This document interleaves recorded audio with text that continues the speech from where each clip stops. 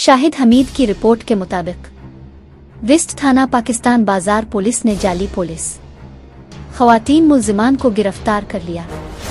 SSP waste police uniform में मलबूस दो खवातीन ने अल्ताफ नगर में वाक़े घर में दाखिल हैकर चोरी वारदात की।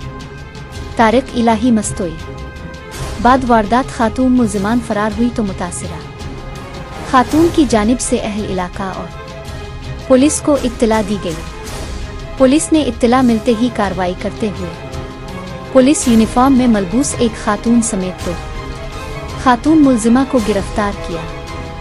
गिरफ्तार खातून मुल्जिमान के खिलाफ मुतासिरा खातून की मुद्दत में मुकदमा दर्ज करके तफ्तीश का आगाज कर दिया गया है। गिरफ्तार मुल्जिमान में नौशीन ज़ौजा इमरान और अरीबा ज़ौजा मकसूद शामिल हैं। एसएसपी वेस्ट तारिक इलाही मस्तोई।